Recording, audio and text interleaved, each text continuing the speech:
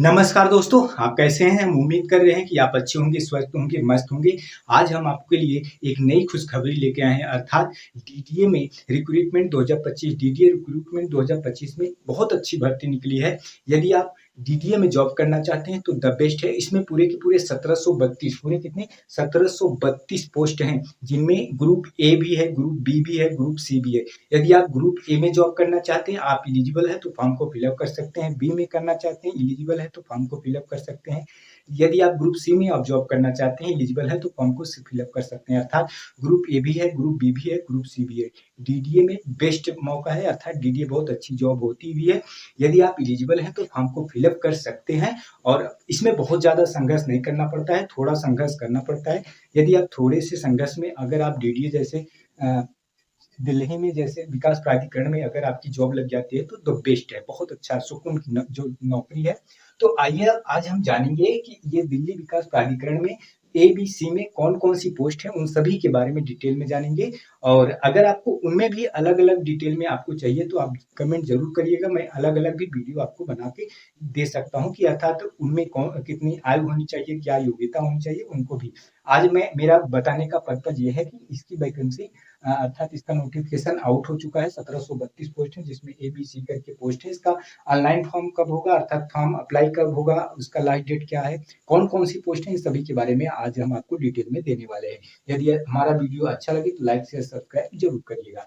तो जैसा कि मैंने बताया, इसमें ग्रुप ए बी सी करके हैं, टोटल पोस्ट है 1732। डीडीए का मतलब होता है दिल्ली डेवलपमेंट अथॉरिटी अर्थात दिल्ली विकास प्राधिकरण। तो इसका जो ऑनलाइन एप्लीकेशन स्टार्ट होगा वो होगा 6 अक्टूबर 2025 से। कब होगा? 6 अक्टूबर 2025 से। और इसका जो लास्ट डेट होगा, ऑनलाइन लास्ट डेट होगा, वो 5 नवंबर 2025 तक होगा। और इसका एग्जाम डेट जो होने वाला है, इसका जो एग्जाम डेट होने वाला है वो दिसंबर से लेकर जनवरी। अगर दिसंबर में होगा तो दिसंबर 2025, या तो जनवरी में होगा जनवरी 2026 में इसका एग्जाम कंडक्ट करवाया जाएगा।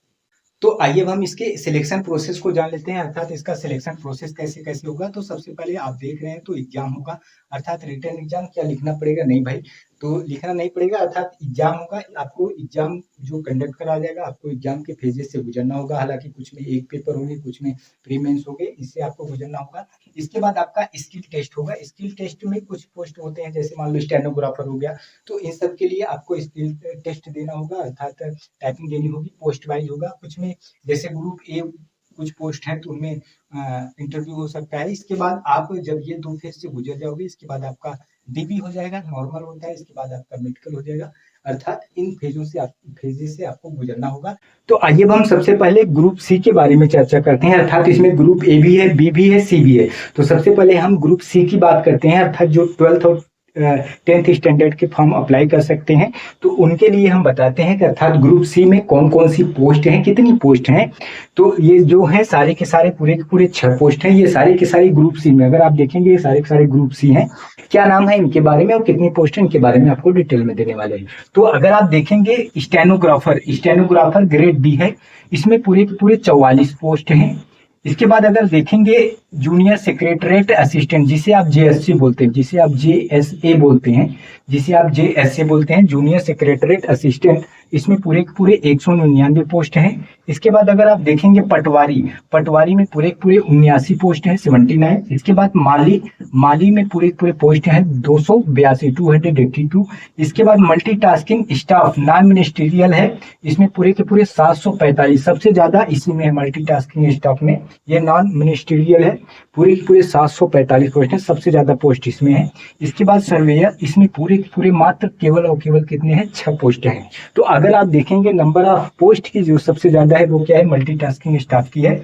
इसके बाद अगर आप देखेंगे तो माली की है, माली की कितनी है? 282 पोस्ट है माली की। इसके बाद अगर आप देखेंगे तो जूनियर सेक्रेटरीट असिस्टेंट जेएसए जिसे बोलते हैं 199 है। इसके बाद स्टेनोग्राफर ग्रेड डी की 44 पोस्ट है और पटवारी में 79 है, जैसा कि मैंने बताया। और इसके बाद सर्वेयर का 6 पोस्ट हैं। ये मैं बताया हूँ किनके लिए? ग्रुप सी के लिए। यदि आप ग्रुप सी में जॉब करना चाहते हैं, जिसमें हाई स्कूल और 12th मांगा जाता है, अगर आप एलिजिबल हैं तो आप इस फॉर्म को फिलअप करिएगा।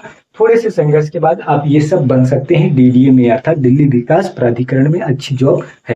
अब आइए अब हम ग्रुप बी को जान लेते हैं। इसके पहले हमने ग्रुप सी को जाना था, अब हम ग्रुप बी को जानते हैं। तो ग्रुप बी में सबसे ज्यादा अगर आप पोस्ट देखें तो जूनियर इंजीनियर का है, वो भी जूनियर इंजीनियर का ऐसा सिविल का। जैसा कि मैंने बताया ग्रुप बी है 104 पोस्ट, सबसे ज्यादा पोस्ट है जूनियर इंजीनियर का, वो भी सिविल में। इसके बाद जूनियर इंजीनियर इलेक्ट्रिकल या मैकेनिकल का, इसमें 67 पोस्ट हैं। ये दोनों के लिए आपको डिप्लोमा होना चाहिए, अर्थात अगर आप डिप्लोमा है तो आप इस फॉर्म को फिलअप कर सकते हैं। इसके बाद सेक्शनल ऑफिसर हॉर्टिकल्चर, इसमें 75 पोस्ट हैं। इसके बाद प्लानिंग असिस्टेंट, इसमें 23 पोस्ट हैं। इसके बाद असिस्टेंट डायरेक्टर मिनिस्ट्रियल रहेगा, वो 15 पोस्ट हैं। इसके बाद आर्किटेक्चरल असिस्टेंट, इसमें 9 पोस्ट हैं। इसके बाद लीगल असिस्टेंट, इसमें पूरे 7 पोस्ट हैं। इसके बाद असिस्टेंट सेक्रेटरी ऑफिसर, जिसे बोलते हैं एएसओ, असिस्टेंट सेक्रेटरी ऑफिसर, ये नॉन मिनिस्ट्रियल है, जिसमें 6 पोस्ट हैं। और एएसओ पोस्ट होता है किसमें, एसएससी सीजीएल में, लेकिन उसे क्या बोलते हैं, असिस्टेंट सेक्शन ऑफिसर बोलते हैं। यहाँ पे एएसओ का मतलब असिस्टेंट सेक्रेटरी ऑफिसर है, ये नॉन मिनिस्ट्रियल है, 6 पोस्ट है। इसके बाद नायब तहसीलदार, आप अगर देखेंगे तो यहाँ भी नायब तहसीलदार है, बाकी यूपीपीएससी भी नायब तहसीलदार का करवाता है। तो नायब तहसीलदार कितने पोस्ट है, पूरे 6 पोस्ट हैं। और इसके बाद जूनियर ट्रांसलेटर, ये भी पूरे कितने हैं, 6 पोस्ट हैं। इसके बाद प्रोग्रामर, इसमें भी पूरे कितने पोस्ट हैं, 6 पोस्ट। अगर आप ग्रुप बी में देखेंगे तो जूनियर इंजीनियर सबसे ज्यादा पोस्ट है, वो भी सिविल का 104 पोस्ट। फिर junior engineer electrical mechanical 67 post दूसरे नंबर पे।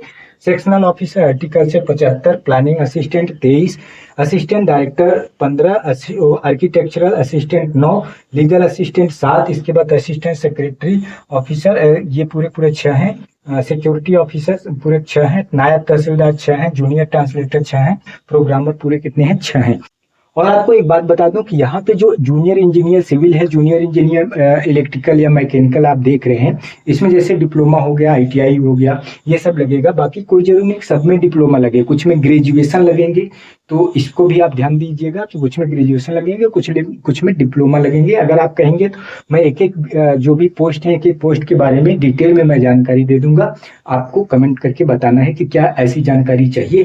अब आइए हम ग्रुप ए के बारे में जान लेते हैं कि अर्थात ग्रुप ए में कौन कौन सी पोस्ट होती हैं, उनकी संख्या पूरी कितनी है।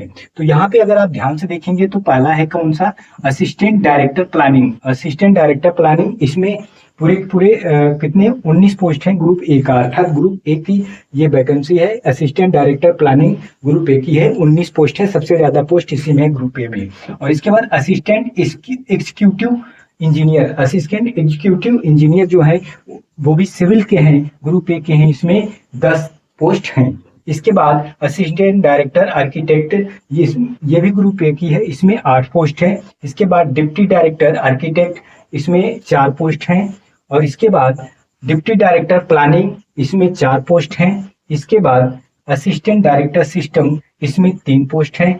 इसके बाद असिस्टेंट एग्जीक्यूटिव इंजीनियर इलेक्ट्रिक, इसमें 3 पोस्ट हैं। इसके बाद डिप्टी डायरेक्टर पब्लिक रिलेशनशिप, इसमें 1 पोस्ट है। इसके बाद असिस्टेंट डायरेक्टर लैंडस्केप, इसमें 1 पोस्ट है। तो अगर आप देखेंगे ग्रुप ए में सबसे बड़ी पोस्ट अर्थात सबसे ज्यादा अगर देखा जाए तो सबसे नंबर ऑफ पोस्ट की संख्या सबसे ज्यादा कौन है, वो है कौन, असिस्टेंट डायरेक्टर प्लानिंग। इसके बाद assistant executive engineer civil, assistant director architect, इसके बाद डिप्टी डायरेक्टर आर्किटेक्ट, इसके बाद डिप्टी डायरेक्टर प्लानिंग, इसके बाद असिस्टेंट डायरेक्टर सिस्टम, इसके बाद असिस्टेंट एग्जीक्यूटिव इंजीनियर इलेक्ट्रिक, इसके बाद डिप्टी डायरेक्टर पब्लिक रिलेशनशिप, इसके बाद असिस्टेंट डायरेक्टर लैंडस्केप। अगर ये सारे के सारे अगर आप जो पोस्ट देख रहे हैं ना, इसमें पावर भी बहुत ज्यादा है और साथ साथ में पावर हालांकि उस तरह की नहीं लेकिन है, और सैलरी भी बहुत अच्छी खासी है। अर्थात अगर देखा जाए तो ग्रुप ए की नौकरी है, सैलरी बहुत अच्छी है। इसके बाद ग्रुप बी की है, उसके बाद ग्रुप सी की। हमने तीनों ग्रुप के बारे में जान लिया। आइए हम कुछ ये जान लेते हैं कि कुछ पोस्ट ऐसे हैं जैसे हमें क्या क्या जरूरत है, अर्थात जरूरत का मतलब हमें कौन कौन सी डिग्री की जरूरत है, उनके बारे में हम आइए जान लेते हैं। अर्थात हमारी एलिजिबिलिटी क्या होनी चाहिए ये हम जान लेते हैं। अब आइए हम कुछ पोस्ट के बारे में जान लेते हैं। अर्थात कुछ पोस्ट ऐसे हैं जिनमें कौन कौन सी डिग्री लग सकती है, इनके बारे में जान लेते हैं। जैसे लीगल असिस्टेंट, अगर आपको लीगल असिस्टेंट बनना है तो उसके लिए आपको एलएलबी चाहिए, डिग्री इन लॉ। अगर आपको लीगल असिस्टेंट बनना है तो एलएलबी की डिग्री चाहिए, डिग्री इन लॉ। और अगर आपको जूनियर इंजीनियर बनना है सिविल में या जूनियर इंजीनियर बनना है इलेक्ट्रिक मैकेनिकल में, इन दोनों के लिए डिग्री चाहिए और साथ साथ में डिप्लोमा इन सिविल इंजीनियर चाहिए। अर्थात जूनियर इंजीनियर के लिए चाहे सिविल में आपको डिग्री या डिप्लोमा चाहिए इन सिविल का, और जूनियर इंजीनियर चाहिए इलेक्ट्रिक या मैकेनिकल का तो यहाँ पे डिग्री डिप्लोमा इन चाहिए, सिविल का नहीं, यहाँ इलेक्ट्रिक या मैकेनिकल का इंजीनियरिंग चाहिए। और अगर सर्वेयर का चाहिए तो आपको ITI इन सर्वेयर, अर्थात इसके लिए सर्वेयर के लिए आपको ITI चाहिए। क्या चाहिए? ITI चाहिए। अगर आपको जूनियर सेक्रेटरीट असिस्टेंट चाहिए बनना है, अर्थात जूनियर सेक्रेटरीट असिस्टेंट जिसे JS से बोलते हैं आप, इसके लिए आपको 12th प्लस टाइपिंग चाहिए। ये बहुत मानी जानी पोस्ट होती है, जूनियर सेक्रेटरीट असिस्टेंट JS से 12th प्लस टाइपिंग चाहिए। अगर आपको स्टेनोग्राफर ग्रेड D चाहिए, स्टेनोग्राफर ग्रेड D चाहिए तो उसके लिए भी 12th प्लस आपको टाइपिंग चाहिए। अगर आपको नायब तहसीलदार बनना है तो नायब तहसीलदार के लिए आपको ग्रेजुएशन होना चाहिए। और अगर आपको पटवारी बनना है तो पटवारी के लिए भी आपको ग्रेजुएशन चाहिए। और अगर आपको माली बनना है तो आपको क्या चाहिए? हाई स्कूल पास चाहिए। तो थोड़े से मैं बताया कि अर्थात कौन कौन से मतलब डिग्री चाहिए, और कुछ अभी नहीं बताऊं जैसे ग्रुप A हो गया, कुछ ग्रुप C हो गया, कुछ ग्रुप B हो गया, उन सभी के बारे में अगर आप कहेंगे तो मैं अलग से वीडियो डिटेल में बना दूंगा, क्योंकि वीडियो बहुत ज़्यादा लंबा हो जाएगा। तो अगर आप कमेंट करेंगे तो मैं एक एक करके अर्थात एक एक पोस्ट के बारे में अलग से डिटेल में आपको दे दूंगा। तो आप अपनी पढ़ाई अच्छे से करिए, बिंदास रहिए, मस्त रहिए, और अगर आप एलिजिबल हो रहे हैं तो आप फॉर्म को जरूर फिलअप कर दीजिएगा। और DDA बहुत अच्छी जॉब है, अर्थात दिल्ली विकास प्राधिकरण में आपकी जॉब लग जाएगी। अच्छी खासी सब में सैलरी है। अगर आप देख रहे हैं ग्रुप A भी है बहुत अच्छी खासी पावरफुल जॉब, प्लस सैलरी भी बहुत अच्छी खासी होगी। ग्रुप B है, ग्रुप C है। तो अगर देखा जाए तो ग्रुप C से लेके ग्रुप A तक अगर मोटा मोटा देखा जाए तो कम से कम 30 से 35 हज़ार स्टार्टिंग होकर आपका 90 हज़ार तक सैलरी बन सकती है। तो बहुत अच्छी जॉब है, आप दिल्ली विकास प्राधिकरण में आपकी जॉब लगेगी, बहुत अच्छी जॉब है। यदि हमारा ये वीडियो आपको अच्छा लगे तो लाइक करिएगा, शेयर करिएगा, सब्सक्राइब करिएगा। फिर मिलते हैं नेक्स्ट वीडियो में, तब तक के लिए धन्यवाद।